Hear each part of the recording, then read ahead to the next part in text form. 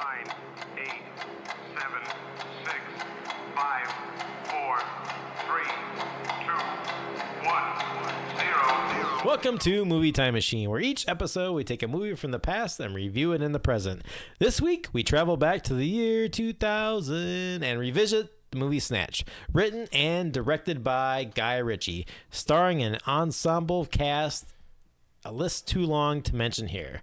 I'm your Time Machine host, Chad, surrounded by my Time Machine friends, Jamie, Kris, and Casey. How you guys doing today? Yo. Hey. All right. Let's start off. Let's get a quick synopsis of the film Snatch and what this movie is all about. All right, so I'm taking this from IMDb. Here we go. Unscrupulous boxing promoters, violent bookmakers, a Russian gangster, incompetent amateur robbers, and supposedly Jewish jewelers fight back to track down a priceless stolen diamond. As we take a look here at the box office details, so the budget was, and this is in British pounds, but it was $6 million in a budget. The opening weekend, they ended up getting $27,000. They ended up grossing $30 million in the U.S. and a worldwide gross of $83 million, $83.5 million. What other movies came out the same year? I think this was Gladiator year, wasn't it? 2000? Yeah, sure was. Now, I think this movie came out in the UK the summer of 2000 and released in January 2001 in the United States, but we'll still call it 2000 for release. But in the year 2000, we get... in the year 2000. Some really good movies in the year 2000. I think, again, Gladiator, Crushing Tiger, Hidden Dragon, Requiem for a Dream, Unbreakable, Oh Brother, Where Art Thou? Castaway. Battle Royale fucking came out in 2000. That's a great movie. Aaron Brockovich. Oh. High Fidelity came out in 2000. Damn. Unbreakable. Are we in Chad's pop culture black hole in the year 2000, or were you out of it? I think I think part of it was like I'm catching a lot of indie movie like films here. So I did see Unbreakable. I still haven't seen Oh Brother. What about Final Destination? Never seen it. I love that movie. So do I, actually. Yeah. Is that Devon Sawa? I'm not sure. I think he's the lead character. I believe you. Oh Brother, Where Art Thou? You're missing out. That's one you should check out. I was actually missing out most of my life until recently, and I found a copy and watched it. I want to watch it again. It's a rewatchable. It's on my list. Definitely got to go back and see that. We also have Remember the Titans. Oh, this year. That's probably like one of my all-time favorite sports movies. I would agree. It's like that and Moneyball. It's not Major League? No. No. Not the Waterboy? You don't like Major League? I think Major League is fine, but I think Moneyball and Remember the Titans are way better. Moneyball is pretty damn good. I'm a big fan of Miracle myself, too. Oh, damn. I've not seen that. Screw them! Again! Oh, sorry, you missed the best movie that came out in 2000. What's that? Gone in 60 Seconds. Fuck. It's like if Snatch was louder, faster, and stupider. Yep. That's Crank, isn't it? Clearly you meant Road Trip. Yes. Oh, with it's Tom Green? Tom Green. The Tom Green. And I think, is it Luke Wilson? That I'm not sure about. Luke or Owen? No, I think it's Luke. Luke. Maybe not. He seems like the one who would make that mistake. Owen Wilson picks better projects. Was it, were Luke and Owen Wilson, were they both in Bottle Rocket? I believe so. Oh, they were both in Rushmore? I'm going to say an unpopular opinion. I do not like Wes Anderson that much. I gotta go, guys. I like Rushmore. Chad's gone. But, oh boy, he doesn't play for me. You don't like Life Aquatic? It's meh. Grand Budapest? Grand Budapest. Grand Budapest is so good. I love that movie. I don't like that I movie. really like that movie. He finally is the first rated R Wes Anderson. Yeah, you're right. And he finally curses, which is such a funny juxtaposition against the like bright, colorful themes of the movie. But then it also helps illustrate the heaviness of some of the themes where people are being Royal murdered and things like that. I like Oh, Tenenbaum. Royal Tenenbaum. Okay, all right, there. So good. You just brought it back. But it's like You just a lot corrected of his the stuff is like really hit or miss. Like Fantastic Mr. Fox was not something that I really liked. Oh, brilliant. It didn't do it I love for that me. film. Like What the cuss? I don't know. You know, I recognize it's an unpopular opinion, and I'll own it. He's just. I know don't you really do own them. It's like that. You don't like Star Wars. You I don't. You don't like I Harry can Potter. understand not liking love Star Harry Wars I to don't. an extent. I but- don't like Harry Potter. But like and you I- also have to like put it in context of the first time that I saw a Star Wars movie. It was the like original like first movie that came out. So like number 4. Is that how that works? Right? It was 4, Episode 5, 4. 6. Yeah. yeah. Yeah. So I was 24. We need to watch Rogue One. Well, You yeah, would like, you would I've heard appreciate really good, that. and I love J.J. Abrams. So like J.J. He didn't do this. He didn't do I Rogue thought- One. Which one did he? I thought he did like 2 or 3. He of did the, Force He only did Awakens. Force Awakens. Oh, is that right? Yeah. Okay. But I clearly am not up. we'll on bring my it back Star to Wars. Snatch. All right. Let's go around. We'll do some quick reacts and feelings about the movie Snatch. Let's start to my right this time with Jamie, who is giving me some kind of sign language of like a stinky. I just Fart. burped. I was trying. I farted out of my mouth. No, I just burped. I was trying not to do it into the mic. Yeah, Snatch. This was the first time I saw this movie, which is weird for me to say because I know it's a favorite. A bunch of my friends and people who like movies, and yeah, I loved it from the second we kicked off. And I think what I loved the most is I'm trying to think of an American film that just kind of paints you a picture of a city like Martin Scorsese. Like if you want to know about New York, watch a Scorsese film kind of thing. So this was just London in a way I'd never seen it before. You know, cockney, dirty, gangster, gross. I think, you know, I love the BBC and British TV shows, and this is not that, which is just as fun that it came from the same place. So yeah, I loved it that it took me to a world I wasn't familiar with, and I was in there with them the whole time. It's actually funny to say that because I think that might be why I appreciated this so much. Because I remember the first time I saw it was when I was a little bit younger, you know, a high school student or whatever when it came out. And not to say that I wasn't very cultured, but I wouldn't say I watched a lot of British films or foreign films. So oddly enough, Snatch may have been one of the not first foreign films that I watched, but obviously maybe the first 10, 20 of my life that I had watched. And so I remember that kind of playing into it a little bit as well. Like, man, this is crazy seeing this whole other world, this big city on the other side of the globe where, you know, it's not that much different than things in America, but just it helped kind of cement it in my brain a little bit at the time. And it's the first time I've seen a movie such like that where you've got 3, 4, 5, 6 different kind of tangential stories, but they all have kind of a similar thing. Not everyone's gunning for the same goal in the end, but then you watch all these, you get invested in all these little storylines, and they quite literally come crashing together, metaphorically speaking, and actually in the movie, but around a car crash and a bunch of accidents. It's such a brilliant way to paint the way that all these storylines are coming crashing together with an actual crash.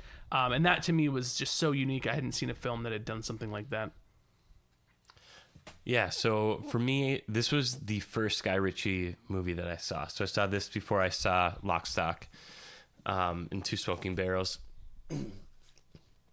I think the thing that really grasped me was just the writing. Like, everything is so quick and everyone is jumping on each other's lines. It really reminded me of Sorkin a lot in that regard, like where I feel like when he writes, everything is just like one after another and it's kind of rapid fire. So I loved the writing in this movie, and I just felt like there were like these really unique sayings and things that I'd never heard. I thought it was really funny and poignant, and going to kind of what you were sharing, Casey. Like I think this is one of the first movies that I had seen where there was a multitude of storylines and they're being told individually, but then they're all kind of coming together, and you're beginning to kind of see it like it's kind of like a blurry picture, and as you're focusing the lens, like you're seeing it all come together. And that to me was really, really cool. And it was one of the first movies that I recall seeing, because I also saw this in high school early, that I remember that on. And it was just such a, you know, such an experience. It was just, I was in awe of it. So yeah, I think the writing was amazing. This is hands down my favorite, one of my favorite Guy Ritchie movies, if not my favorite. And I just think there's so much rewatchable like pieces to this movie. I can't get enough. Yeah, this is probably just one of my favorite movies overall. And I think just rewatching this movie again, it's like the first thing that comes to me is like, it's just a really fucking cool movie. I mean, you just watch it, you almost feel cool watching this movie because like this, and like every time I watch like this past viewing, I was like, I'm gonna turn on the captions because I want to actually hear what some of these characters are saying. And like, I'm going to cut your fucking Jacobs. Like, oh, it's just like, I'm learning stuff every time. Like how many years later? But yeah, just like this, how this movie is filmed and like just the different like storylines and how they come together is done so well. And I love the beginning too, like the intro of how you are introduced to every single character. It's like these like little like vignettes of like, just a couple seconds, and like, they're setting the stage. I think we end up seeing Bullet Tooth. Yeah. Is it Tommy? Bullet Tooth Tommy? Bullet Tooth Tony. Sorry. Like we end up seeing him like right away in the movie just because of that kind of like introduction, but then he doesn't actually come into the film until like almost halfway through the movie, more than halfway through. And I think like that's just such a unique way of doing it, and it was really cool to see like all these little vignettes of like, oh my god, like what, like I just remember thinking like, what am I getting into? What is this? Yeah. Well, I know I can almost forget too that Benicio del Toro, like he's heavy in the beginning of the film, then like he's gone. He's just gone. I love that death scene. Them killing him is so funny. Well, and that scene was crucial too because not having seen it before, like I didn't know where this was going. You know, you get all these different players, and yeah, we don't see Bullet Tooth until near the end. And Benicio, just seeing him and knowing him in his movies, I'm like, he's usually not long for this world in these films, but you know, I wonder if he's gonna make it out of this. And sure enough, he doesn't. And but then that was when I knew that like, okay, the film like kind of has some stakes. You know, it's, you know, we're not just having fun. Like stuff's gonna happen. So. Yeah. I also remember being really surprised at like how much like comedic value this movie had. Like I feel like the thing that I really appreciate about this, and I'm not a huge action movie guy, like here.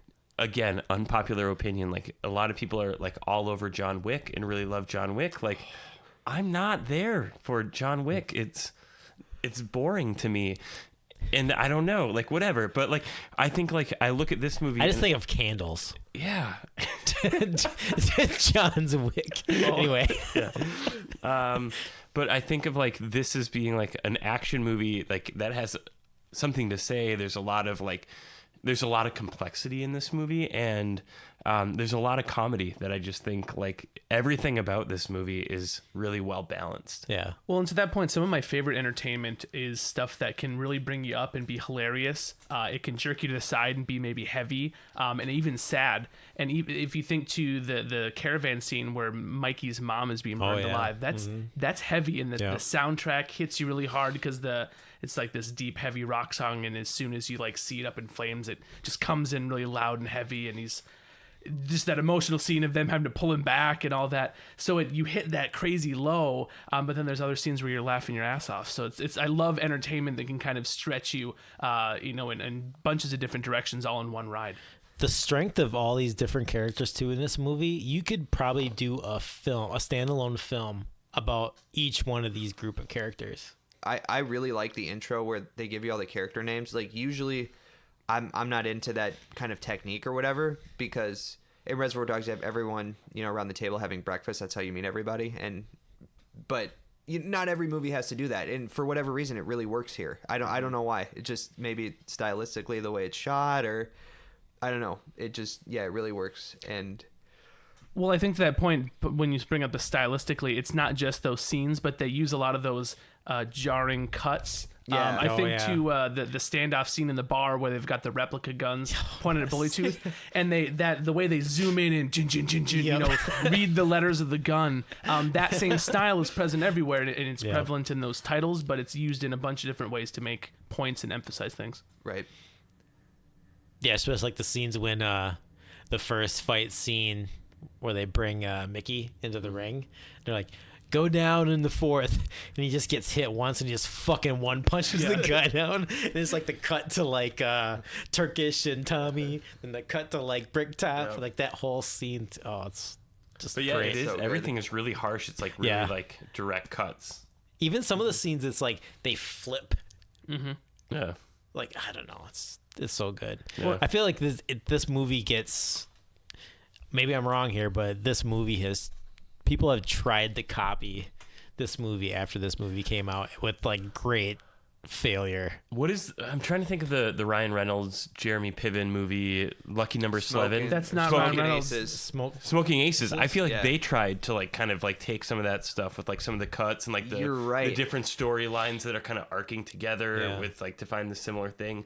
But like a lot of that, in my opinion, like the way that they were introducing characters, the way that they were cutting it and like bringing it together, like felt really like very similar to Snatch. Well, I think the key distinction there too is Smoking Aces is about, you know, the guns and the assassination, the hit. This is like I'm having fun the whole time. Like people are dying and like the stakes are real, but it's just so well written that like I'm having fun. You know, it's not, it's serious, but it's not. It's a really really tricky thing to pull off, and it's just really impressive that he can do it. Yeah.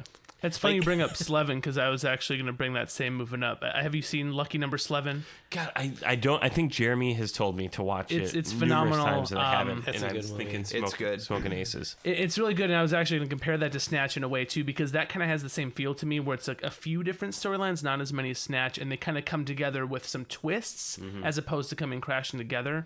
But the way Snatch goes, it's almost like Snatch is this muscle car that's revving and flying full speed down the highway. It just feels like you're going so fast. But in something like Smoking Aces or in Slevin, it doesn't feel like you're kind of meandering through these stories. But then it picks up like at the very Picks up end, at the and end, it goes yeah. from like True. 30 Yep. to 70. But Snatch is able to kind of speed the whole way. The whole thing kind of feels fast, and you're into it from the very beginning. Yeah, there's not very much of a lull in this movie. No. It's No. probably like a Right. 10-15 minute period towards like when you get to that last half hour. Before you get to that last half hour, then it kind of like builds again, but it's a well-paced but film. that last half hour, like that's the most rewatchable. Yep. Like Yeah. like that twist and everything that happens, and like them like showing and showing the audience what that looks like and what all went down. That to me is just every part of that is just amazing. Like I love every moment of that. I'm just gleaming here just I know. talking about it. I'm I so can't glad that you stop brought this film up to do, because this is a good one to go back and rewatch. And Even the stuff not related to the plot, like the dog eating the chew toy, I was fucking dying. It is so funny, and it doesn't even need to be in the movie. It is so funny. that's what's great about that. You go from parts like that then to parts of like fucking starving pigs so you could dispose of bodies. Yeah. It's nuts. Every part of this movie was like so like thoroughly, in my opinion, just like thought through. Like Yeah. like I think of like that scene too, and I think like the way they're like that's the first time you see those characters really, and like they're introducing them and they're talking about like the new car guy or like what like The driver, the getaway Tyrone, guy. yeah. And like why are we stopped here?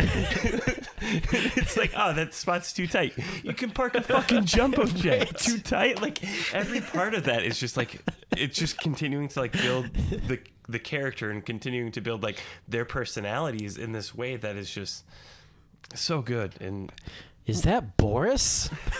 He's got the fucking hood pulled over his head. He's just Well, and Chad, you said something about each character could have their own spin-off into their own show, and I think Yeah. it speaks to the amazing depth of character development and so quick that you're investing in these characters and you know so much about them, and they don't waste a lot of time with exposition. You know, they don't give a ton. Maybe Bullet Tooth Tony gets kind of a story and they do a little flashback of that. Yeah. But like Cousin Avi, Boris the Blade, you don't like. They're just, you know who they are immediately, and they don't bother explaining, and you don't need them to. And it just speaks to how powerful and how well written these characters are, where you just jump in.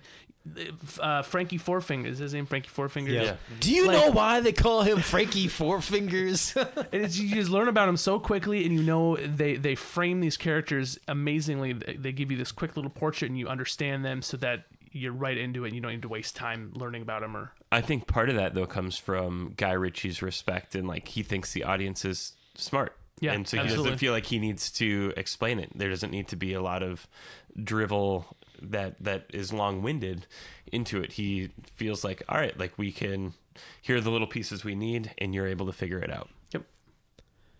Let's talk about Jason Statham.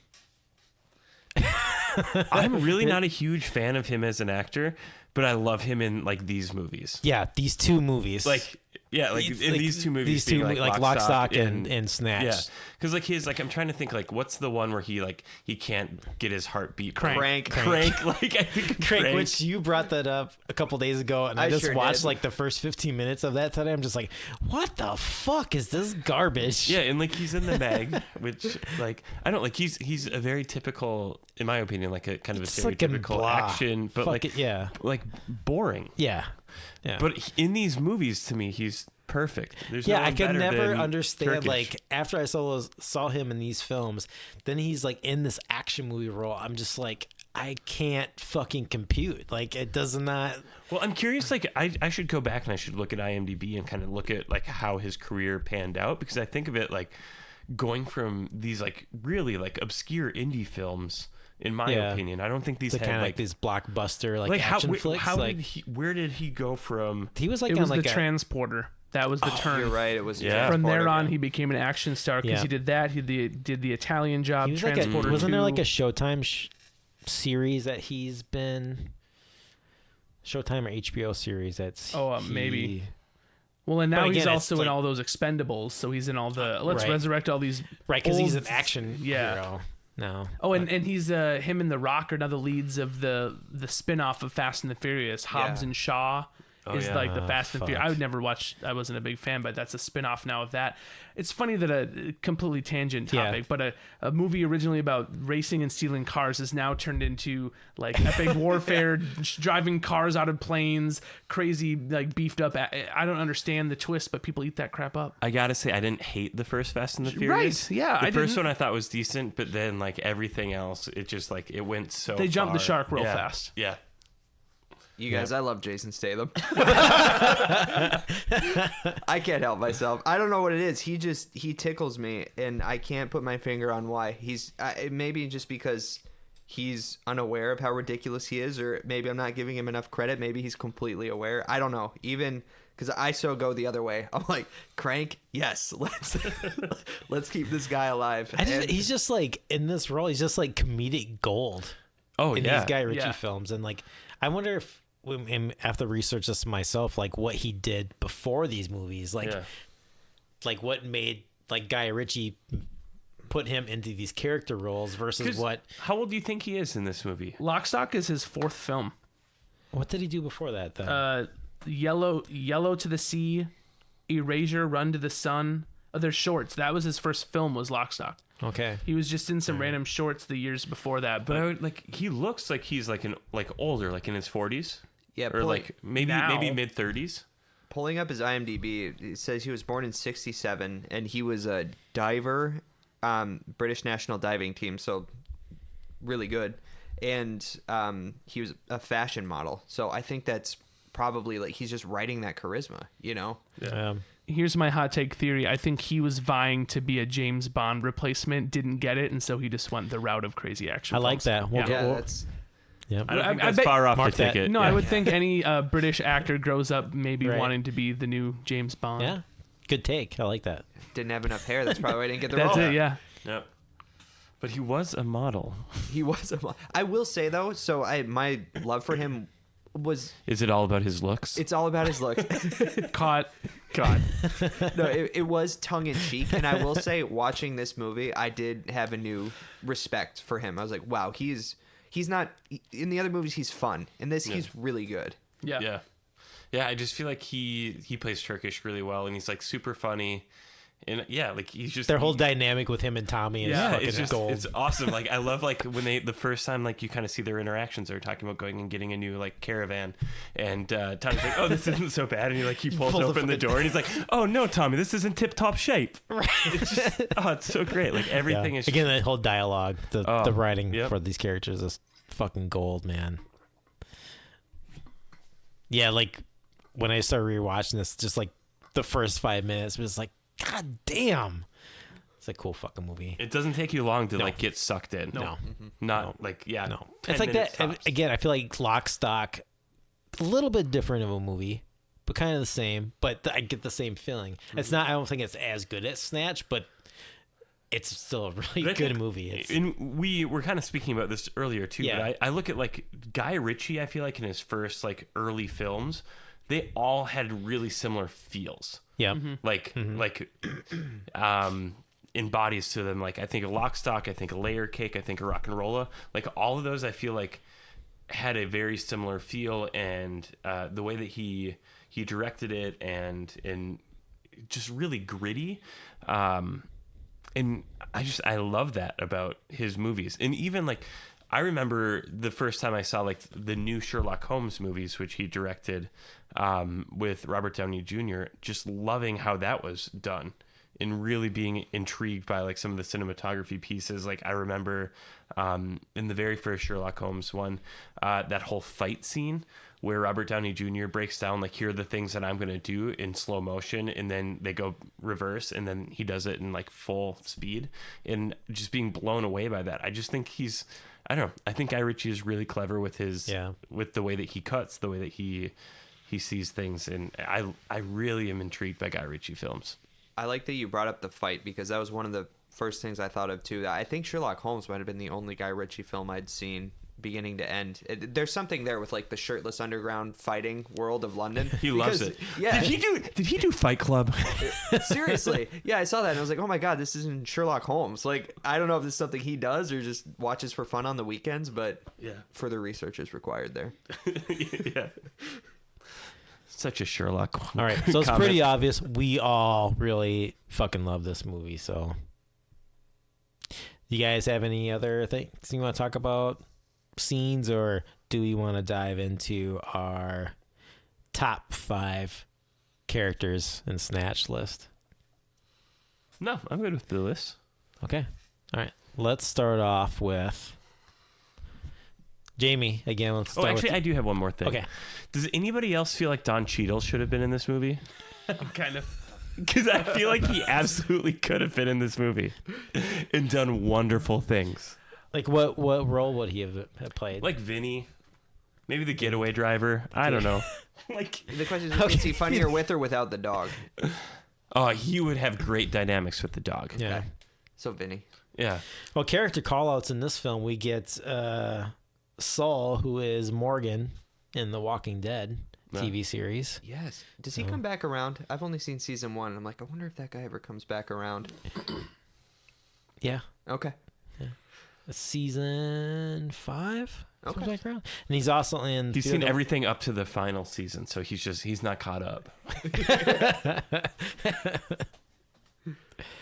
All right. We're going to go through and do our top 5 characters from Snatch. And if you want, maybe a favorite quote from them. Otherwise, we'll just go around and just little tit for tat. For sure. Do you want me to start with 5 or 1?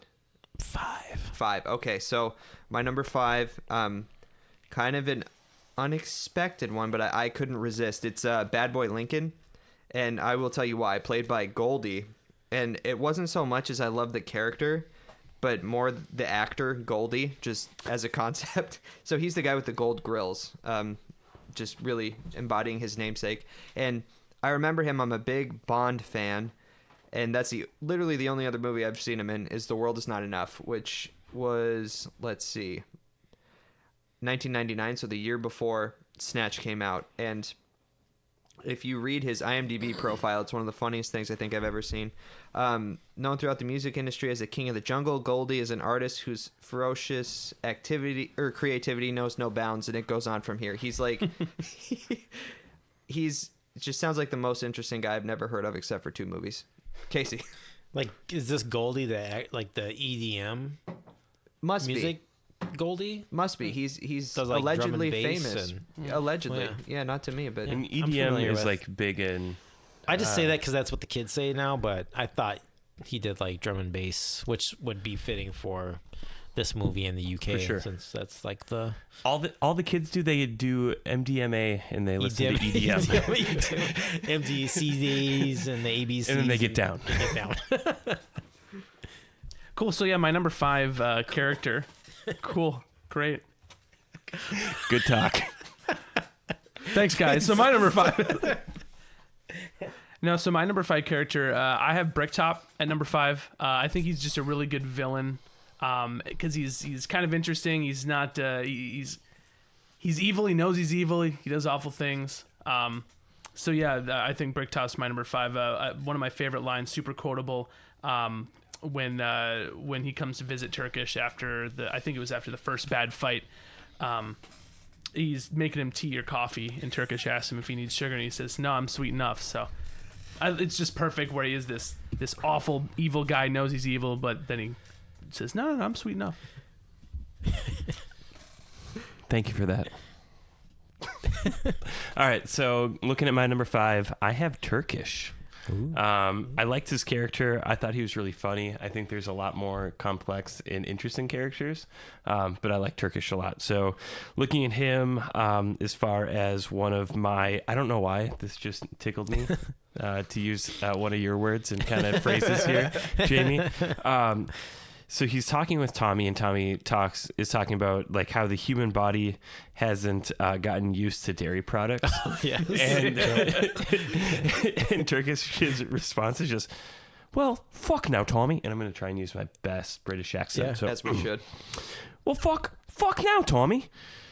What have you been reading?" I don't know why. I just think it's so great. Oh, and the milk is the catalyst for all the crazy, like throws up the milk, hits the windshield. Yeah, oh, that's true. It's Boris that's in his like pulled over. Anyway, my number 5 is Boris the Blade, and I just love like every time Boris comes into the scene, it's always like that dun dun dun dun dun dun. The fucking Cossack, but I just love like towards the end when he's just like. Yeah, we have like the Mexican standoff, and Bullet Tooth Tony like takes him out. Then like he's still like "fuck you." He's like "pow pow." Then he's like "almost had it." Pow, pow. Fucking guy never dies. Oh, all right, number 4. Fittingly enough, I didn't do this on purpose. Frankie Four Fingers. I love Benicio. He's so weird, and He is bizarre. he is bizarre every time. But I'm always happy to see him in movies. I don't have a quote. I'm just glad he's there. I love the little montage of, when they suggest he has a gambling problem, and then they show him in the casino. Yes. Viva Las Vegas. There it is. Again, great music cues in Yes. this movie. I'm trying to think. Sicario. Yeah, He is so good in that movie. He's really good. Like, I thought that's one of my most enjoyable Benicio del Toro moments. I just think he's great in those films. no question. Casey. Yeah, so I actually had Benicio as in my number 3, so I'm gonna do what you did before, and we'll just do with that now. We'll do that now. We'll just keep talking about him. I think Frankie Four Fingers, hilarious character, and it's rare that you see in movies where they introduce someone, give them a lot of weight, and then kill them off really quickly. Right. I love when that happens because you get invested and then they're just gone. You're like, all right, well, they're done now. It's The rest of the unexpected. yeah, exactly. It's unexpected. It's rare that they'll, especially an actor of that banner, their name is one of the top billed actors, right? Because they're so popular. So I like when they do that. So I like that character a lot, and it's kind of the catalyst that starts the whole thing, right? He's the one that has a diamond. He's the one that has a gambling problem and kind of kicked all these storylines. He's the big bang of the entire kind of story arc. Do you have a quote, by the way? No. Okay, because I think the beginning of this movie is so brilliant with him in the elevator talking about like the whole like creation of like Catholicism and like Christianity and like how like I don't know, that to me was, I loved every moment of that. Also knowing that like they're going up to like a very like largely populated like Jewish like space where like they're getting the diamonds in Antwerp. I loved it. I thought he was so interesting. Talking about characters that you get invested in early, then all of a sudden they're gone. I don't know what movie this is because I'm not really a big Steven Seagal fan, but there's a movie I randomly caught on television one day, and like it's like a Steven Seagal's in it. It must be like a Steven Seagal movie. And they're like in an airplane. There's some like fight that breaks out in a plane, and he gets thrown out the fucking door. Is it He's the like Expendables or something? no, it's not like it's not one of those, but it's like he's out of the movie in like the first 10 minutes. That's hilarious. Super funny. All right, so my number 4, I have Vinny because I love the banter between the three of those characters. I think they're so funny. He and his dog, and like, I don't know. I think I kind of talked about this earlier, but one of my favorite quotes from him is the whole like banter between him and the getaway driver of like, why are we stopped here? What's wrong with this spot? Says the getaway driver, it's too tight. Too tight? You could land a fucking jumbo jet in that. And I just think that entire like scene, and like the getaway driver gets out and he's like, what can he get away from? Like every part about that is, I love the introduction. I love that banter. I love, like, there's just so much like back and forth in that conversation. And again, like going back to that kind of Sorkin writing, I feel like Guy Ritchie did that, and he found actors who are really good at just jumping each other's lines and who play each other really well. Yeah, he's not on my list, but I have your seat, Tyrone. This is a stolen car, mate. Oh, my number 4 is Turkish. I don't really have any quotes down. I feel like there's a number of them, but I just really love the dynamic of him and Tommy throughout this movie. Just like the back and forth is just really brilliant, and just their whole act. I feel like it's always like them going to like the gypsy camp. Fucking pikeys. I hate pikeys. I hate pikeys. I wonder how many times I hate pikeys is said in this film. I don't know, but you have such a good Australian accent. I was gonna say, I like that since it is a British film, every time we want to do a quote, we adopt an accent for it, because it won't play without the accent. The quote's only funny. Yeah, because it's of the only funny context. if you have the Well, in the spirit of that, my number 3 is Turkish. All right. Yeah, and I don't need to say much more that I haven't said about Jason Statham, but the one I do have here, I think this might have got the biggest laugh for me in the movie when he is talking to Tommy about his gun. He's like, "What do you have it for?" Protection. Protection from what? The Germans? Yes. Just killed me. Yeah, so my number 3 is it was my 4. I flip flopped before, but we'll call it my 3 is Mickey. I mean, obviously, I got to throw Brad Pitt on the list because he is one of the funniest characters.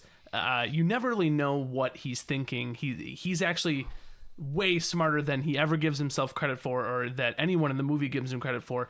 And it's actually funny to try to think of, well, I mean, it's pretty obvious, but was he orchestrating a lot of this from the get-go, or did everything that kind of culminated with him happen because they murdered his mom? Was he planning on all these other things with it too, or it's just how far back did he really start planning, that type of thing? And I don't really have a quote because I wouldn't be able to say it because yeah, exactly. But I do want to call out one of my favorite scenes that he's in is in that fight where he's trying to last and he gets knocked kind of out, but not really, and he hits the mat and goes underwater. Just that imagery, that visualization, such a cool way to kind of put you in that moment and give you the feel of, he's knocked out, kind of uncold.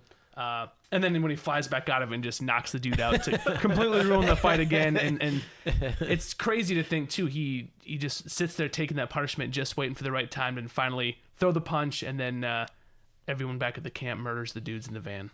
Good times. That is like one of the most iconic scenes for me, Yeah. is him getting punched back, and like there's that slow-mo of him like kind of in midair falling back. Like I don't know why that's always stood out to me in this movie, and I've always thought like, oh my god, that's like such a cool shot. And yeah, you see him like fall into the water. I love it. And when they resolve that scene, right, and they're showing the kind of how it all ended with the gunshots, everyone at the camp killing all the people there, with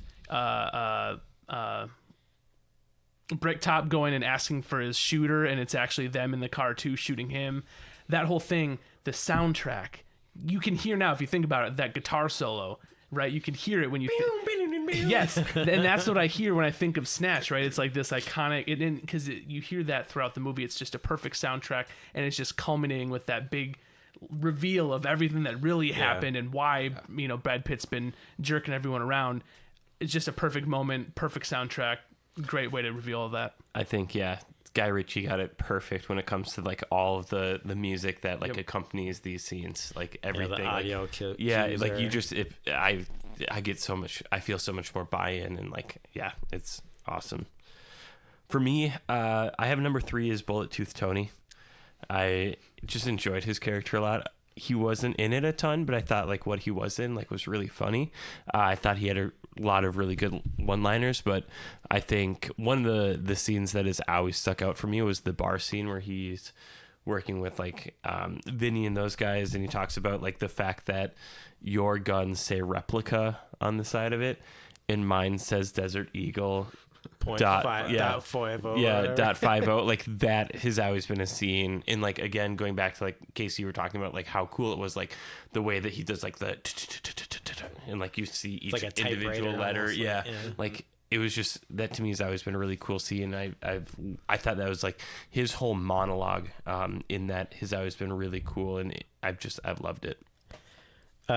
For me, number 3, I'm just going to say fucking ditto to what you just said, because that's exactly what I was going to say. Yeah, So, Jamie.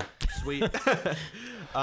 Okay, my number 2 is Tyrone. I don't know what it is. He I don't even know if he has that many great lines, but just the fact that he's so bumbling and ill-equipped to be in that situation.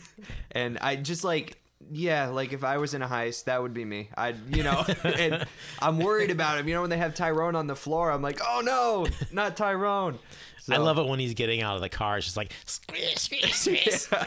Just the leather against like the car seats. One is brilliant when they're locked in the bookies too, and he just opens Opens the the door. What's door. going on, guys? It's perfect Tyrone moment. He's like the bumbling savior. Classic And Tyrone. he's also the one who finds Freddy Four Fingers. yeah, that's Yeah. true. Like, so they're like, who's this guy? Well, he had 4 fingers. And then, like, he just happens to be like, so like, it's one of those like moments where it's like, all right, that's the redeeming factor. Like, he's the one who like got like the person we're looking for. He has the insane amount of luck, because isn't it Bullet Tooth Tony that's going to like put one in him, and he's just out of bullets. Yeah, Oh, that's right. Cool. So my number 2, to piggyback everything else, is Bullet Tooth Tony. I have him at number 2. One of the scenes I want to talk about early on when you first meet him, when he's dragging that kid along with his tie in the car. Just a perfect kind of introduction to here's Bullet Tooth Tony. He's got to get some info from this guy. Yanks him into the car, just starts driving with him to talk to him. Such a funny way to just... Obviously, the dude's stuck in the car. He's going to tell you whatever he needs to tell you, because otherwise you're going to start going faster. And then he starts going faster, making him run. It's just a great way to kind of introduce him. I thought it was good. I really like the line too of like where he's talking about like how you doing or whatever, and he's like, "Oh, my blood's still warm," which is more than I can say for yours. It's just a unique way to look at it, and yeah, a really cool line. My dad did that to a police officer. Well, aren't you Locked hardcore? it in In the window. Yeah. Why? I bet that worked Well, out for him. Well, there's a bigger story there. We can do that. We can do that off mic. Yeah. All right, so my number 2, I actually had Mickey as number 2. I love Mickey's character. I think he's a character that makes this movie great. Again, I think Casey, going back to what you were talking about with the idea of like he's not given enough credit. The question that you posed about, where is he starting to think through all of this? And I think towards the end of the movie, like when they're kind of doing that big reveal, you find out that like you find out when Turk is narrating that like he's been betting on himself. So I think it's like earlier than when his mom, like that whole like fire in the caravan yard and whatnot. But I think he has a lot of really funny one-liners too. Talking about the quotes, there's 2 quotes that really stood out to me, and it's the good dags. You like dags? What? You like dags? Oh, dogs. Yeah, I like dags. Like that to me is just super funny. And the second one is when he's talking with Turkish and Tommy about like their next fight. He'd already done the first fight where he knocked the guy out immediately. And they're trying to get him to do a second fight. And he's talking about like basically raising the stakes. And he's like, all right, this time, like I need a caravan. It's for me ma. and he talks about she's partial to periwinkle blue. Like, I don't know why that whole like she's partial to periwinkle is just so funny to me. I like that whole interaction too with that scene where they just like Tommy and Turkish kind of turn around. They're just like, I don't understand a fucking word that he's saying. And that plays the whole idea too. Is like, We're gonna confer. like fucking pikeys, like they just like they con everybody because like no one knows the fuck they're saying. So people are just like, okay, yeah. Do it for a caravan. For me, ma. Yeah. For me, ma. I need a bigger caravan. She's partial My to number periwinkle 2 blue. is Mickey. Again, I feel like we're on the same wavelength here, Chris, but almost identical things that I was gonna say. I want to talk more just about like Brad Pitt's like acting in this role for this character. I feel like for me, this is like peaking Brad Pitt for me. He's like, this is where he's playing like these odd characters. Like before, not too long before this, he's like playing like he's in 12 Monkeys, this Fight Club. We're just like True Romance. Seven. Like this is like when he's picking good movies. Like when he is in good movies, he's being thoughtful about the characters that he's choosing, and he's in like really good, cool indie movies. Yeah.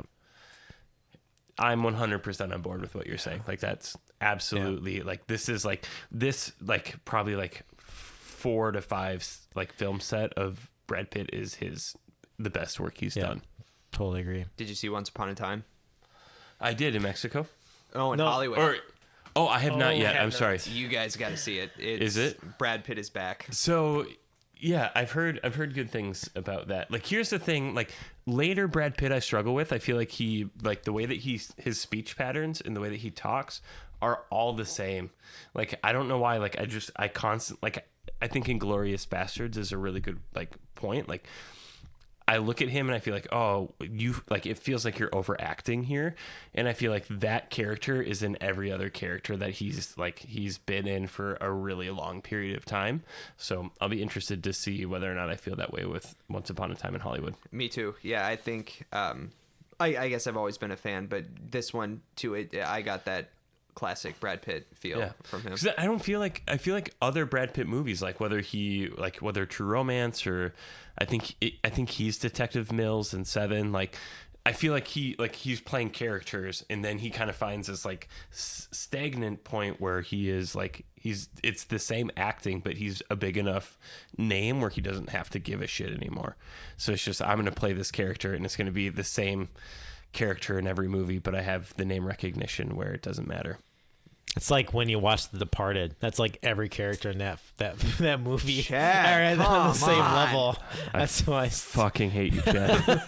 What do you think about him in the Ocean's movies? He's kind of, is that the same character to you? I actually really like him as Rusty in subtle. the Ocean movies because in all honesty, I think that is probably Brad Pitt in real life. Probably that is. I agree. But the other movies are him acting. True. Like later on, or trying to. Never seen any of those movies. The Oceans? Yeah. Oh, really? Those are good. The first one was really good. I liked. And then I actually thought the did third one feel was like 13. 13 was quite really a bit. good too. Yeah. Skip 12. Yeah, 12. Nobody likes 12. Which is the one with Julia Roberts, like prominently as herself? Actually, Julia Roberts. 12. 12. Skip it. That's Yeah, why. that's the one where like Bruce Willis comes in and she's like, Julia. Yeah, It's weird. It's like a meta thing because Julia Roberts plays an actress, but then they say, "Oh, you look like Julia Roberts," and it's weird. They break that wall in a weird way. that's okay because I had that feeling and I thought it was 13, but that makes a lot more sense. I was like, I didn't like that. And Because it's such a strange story element. It's like, if she really does look like Julia Roberts, why hasn't Yeah. that played anywhere else? No one in public goes, "Oh, hey, Julia." Like, if you really look that close, right. Well, and it's then, just a weird thing to do. and then why isn't anyone else saying, "Oh, you look like George Clooney"? Yeah, exactly. It's weird. I imagine that because it's an Ocean's film with an ensemble cast that they're just kind of talking down to their audience. It's Probably. not, yeah. They don't have It's the not same intentional, respect but- like Guy Ritchie has for his audience. They probably thought it was clever. Yeah, And right. I don't think it's very clever. No. Yeah, it's probably like how they thought The Haunting of Hill House was scary and clever too. Chad, are you just gonna shit talk all my It favorite things? just Fucking- makes me feel so just good throwing that like you also have really strong opinions about things that a lot of people love. And like, because I think there's a lot of things that I shit on that I'm like, I don't think that's that good. Like, it doesn't deserve the hype. Yeah. And you're right, they're with me, but they tend to be opposite or like they're not the same. And I like the fact that like you're throwing them out there too. So when we get like the tweets at podcast at movie Machine Pod, Pod, that like we're both gonna get the same amount of people hating us. That's Hopefully. right. Fingers crossed. More hate, more likes. We'll have done our work. Who left off? We're at Jamie's number 1. Ooh. My number 1. He's been talked about ad nauseum. Just continue the Mickey O'Neill train. Brad Pitt, number 1. So we kind of talked a lot about him, but one thing, kind of going back to a point Casey made that I wanted to just, I guess, dial in on a little bit more. And it's like the one scene where I don't say he breaks character because it's not as much him as it is the director, but it's when the caravan is burning and we get a close-up of his face and he's suddenly not Mickey O'Neill anymore. He's Brad Pitt, but he looks so fucking good. Like, I was like, fuck, that's a handsome guy. I can't help myself. Was it more so that he was in the spandex, like the tidy whities? Was that what it was? Yeah, yes. They're like tidy, like red, like kind of weird angled stripes, red and white, black maybe. Yeah. I think that was the real reason. Very detailed accounting of the underwear that I paused it. caught. He paused it and then he drew his own. Like, I'm just like, have you ever seen The Saint? He was there, like just drawing his own kind of picture of it. Yeah. Pretty much. Yeah. No. And you know, if any scene took me out of the movie, it was that. But I also didn't care because he is such a good actor, and everything he's doing there, he's doing with his eyes. And I don't know, some shit you probably just can't teach. That's just probably, you know, when we talk about his peak career, that's it. You know, he's not Mickey anymore. He's Brad Pitt, and I don't care. Didn't take me out of the movie, so I would say that. Sweet number 1. I have already been talked about. Probably the highest on the list is he's the highest on my list out of anyone else's, but Boris the Blade. I think he's hilarious, and he's such a he's like the chaos engine of the movie, right? Because everyone kind of meets each other, and they all interact with Boris in different ways, and he just kind of adds a little bit of spice to the mix. He's giving guns to people. He's giving information. It's just so funny, and I don't have a quote that I love, but I love the scene after the crash and everything when he's walking back to his house and just muttering under his breath. Yes. And I don't remember. I think Tommy's there. Tommy's going to like return the gun. He's at the front door. He just grabs him by the balls, moves him aside, and then comes out with a machine gun. And the whole time he's just like cursing to himself in Russian. It's phenomenal. Such a great peak before he goes and meets his demise. That was a very convincing argument, Casey. I've got to say, like, I didn't have Boris on my thing, and I'm now, like, on my list. You're regretting it, and I'm kind of regretting it. I was also really surprised at your number 5, because your number 5 is my number 1. So I have Bricktop, and I loved Bricktop in this movie. I thought he is the villain in this movie. I loved every moment that he was on screen. You talked a little bit about about his line where Turkish is offering him tea and he's like, no thank you Turkish, I'm sweet enough. And like that to me, and he has this smile that he does, and it's like these like yellow teeth, and like it's just like this red hair, like you just know how shitty of a person he is, and it comes together there. And he almost hisses that line. Yes. like he like a reptile. He knows brilliant. what he's doing. Yep.